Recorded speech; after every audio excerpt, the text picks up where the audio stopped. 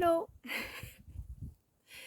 Ai-je le droit de me prendre pour Scarlett O'Hara? Ai-je le droit de faire ça? Alors, j'ai envie de vous partager une expérience que j'ai faite pas plus tard qu'hier. J'ai été bénévole pour faire le service dans un petit café associatif.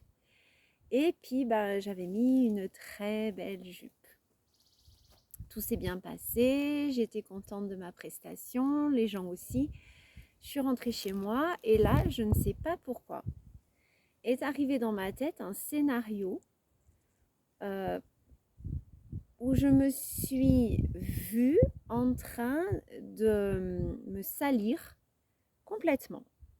Voilà, comme si, euh, alors que tout s'est bien passé sur le moment, mon mental retraite l'information en disant mais Fabienne, t'étais trop bien habillée, qu'est-ce que c'est que ce bazar, pourquoi t'avais mis ton magnifique jupon fleuri? Et non content de retraiter la situation avec un esprit critique, avec un problème de est-ce que c'était pertinent, légitime de m'habiller comme ça? Et ben non content de ça, mon mental déroule un scénario où ma jupe se retrouve complètement abîmée et où je dis à la personne qui m'a renversé quelque chose, non, non, mais c'est pas grave, vous inquiétez pas, oui, voilà, comme si effectivement il n'y a pas à faire culpabiliser l'autre, mais pour autant, le c'est pas grave, oui, c'est pas grave en soi, effectivement, une jupe euh, qui part à la déchetterie, mais en même temps, c'était nier le fait que je pouvais être chagrinée. Voilà, dans mon scénario, c'était ce qui se passait. Et donc, à la seconde même où je me vois m'inventer ce scénario, je me dis, mais c'est quoi ce bazar? Et je veux enlever ma jupe. Et là, je me prends la doublure dans la fermeture éclair. Et comme c'est un jupon en voile, et bien évidemment, la doublure se déchire. Alors je mets à peu près une demi-heure à faire un va-et-vient avec ma fermeture éclair pour essayer petit à petit de faire que de moins en moins de tissu est prisonnier de cette doublure. Mais de toute manière, je sais que c'est perdu d'avance. Ma jupe, il va falloir faire une opération de couture pour la rattraper. Alors, du coup, je me suis dit, mais c'est quoi l'enseignement de cet épisode? Eh bien, c'est de me dire que la matière m'a répondu tout de suite. Fabienne, tu sais comment ça marche maintenant, c'est-à-dire que toute pensée que tu crées va se matérialiser dans l'univers. Donc, j'ai juste avant pensé que ma jupe allait être foutue, et bien là, ça se matérialisait. Alors, ce premier renseignement, je l'ai pris. Hein. Je me suis dit, bon, là, faut vraiment que tu l'intègres, d'arrêter ces scénarios de destruction. Voilà, où quelque chose qui te plaît va finir cassé, déchiré, abîmé. Voilà. Donc ça pose la question de pourquoi moi, Fabienne, n'aurais-je pas le droit d'avoir des jolies choses? En l'occurrence, un jupon à la Scarlett O'Hara.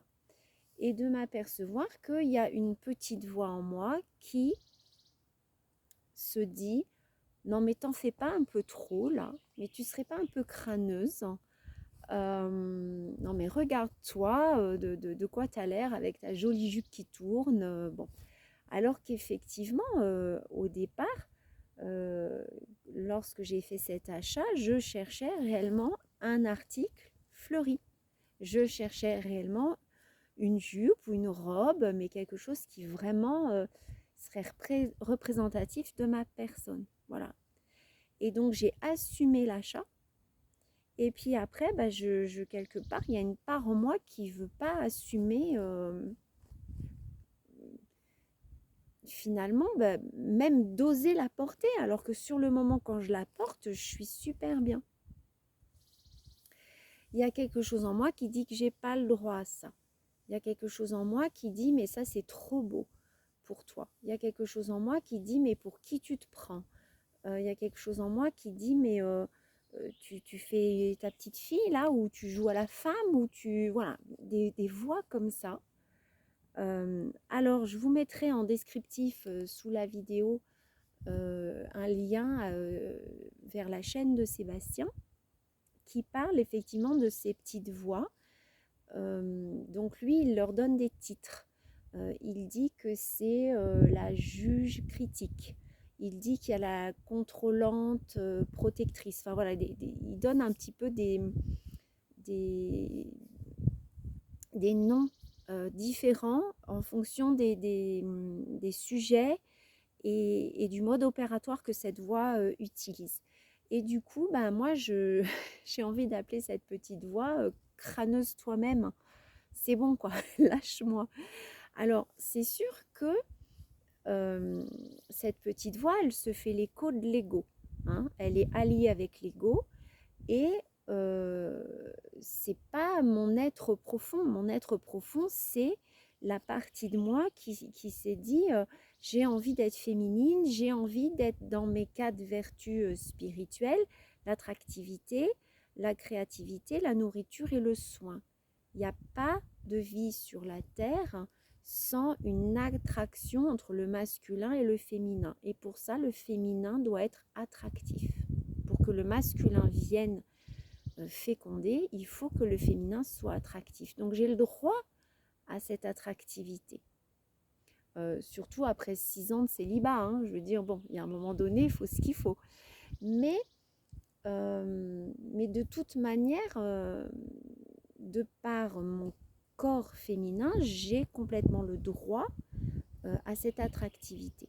C'est ce qui va favoriser la vie. Donc c'est sûr que là, je ne suis plus dans une période de créativité de bébé, c'est passé pour moi. Mais par contre, je suis quand même dans la vie, toujours dans la vie, toujours incarné. Mon corps est féminin et il a le droit d'accueillir du nouveau, du masculin, pour avoir des beaux moments ensemble. Voilà, et j'ai le droit à cette réunion, voire fusion du masculin et du féminin. Alors cette petite voix crâneuse toi-même, elle va dire ouais mais tu vois bien comme tu es né à type 4, tu es toujours à la recherche d'articles originaux, tu veux toujours te démarquer des autres. Oui, sauf qu'on a quand même un style. Moi je me suis jamais habillée en beige des pieds à la tête et j'en ai pas envie, j'ai envie de couleur. Donc reconnaître ses envies, c'est aussi se connaître soi-même. Et c'est aussi reconnaître ses besoins. J'ai envie, j'ai besoin de couleurs. Ça m'a toujours nourri et je souhaite ça pour moi. Et cet ego, cette petite voix, elle va dire aussi oui, mais tu sais bien, comme tu es né à type 4, eh ben, tu as une aile en 3. Et ça se manifeste comment cette aile en 3? Ça se manifeste en étant bourgeoise. Fabienne, comment c'est possible que tu te sois choisi un jupon qui, de la marque Manouche, vaut 400 €? Comment c'est possible que tu te sois payé ça? Bah oui, mais en fait, c'était à 75% et je l'ai payé 100. Ou moins, je ne sais plus. Enfin bref, en tous les cas, ça montre bien qu'il y a une négociation mentale peut-être entre l'être et l'ego, hein, c'est deux parties de nous-mêmes, mais que l'ego va aller juger jusqu'à la somme qu'on a pu mettre dans cet habit. Alors évidemment, moi, je ne me serais jamais acheté un vêtement à 400 €, je ne l'ai jamais fait de ma vie.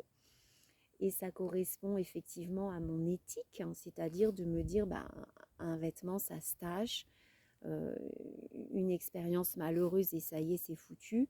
Donc, j'ai jamais mis cet argent dans un vêtement, surtout que je suis d'une silhouette qui me permet de tout avoir en solde. Bon, donc, euh, mais on voit bien que y a une part de moi qui lutte et qui a besoin de légitimer, de justifier son achat, euh, quand bien même j'aurais mis 400 € dans une jupe. Est-ce que je ne les vaux pas? Il y a combien de pubs qui démarrent comme ça? Est-ce que vous ne le valez pas, etc. Bon, ça c'est fait pour nous vendre euh, des choses qu'on n'aurait pas forcément eu envie d'acheter. Mais en tous les cas, il y a vraiment effectivement un problème de valeur. À combien j'estime les cadeaux que je peux me faire, à combien j'estime ma valeur. Mon mental, il va également dire, attention Fabienne, comme tu es née à type 4, tu as une aile en 2. Et la 2, elle est séductrice. Hein, elle se montre sous ses meilleurs jours parce que elle est dépendante et elle veut attirer l'homme qui va subvenir à ses besoins.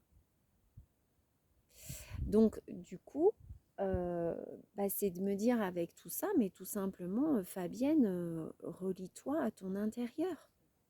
Et cette petite voix crâneuse toi-même, fais-la taire. Relie-toi à ton intérieur, vois le rayonnement, vois l'énergie que ça t'apporte d'accéder enfin à la féminité et tu y as droit. Alors en venant tourner cette vidéo, il se trouve qu'à la radio, il y avait Axel Red et Lio.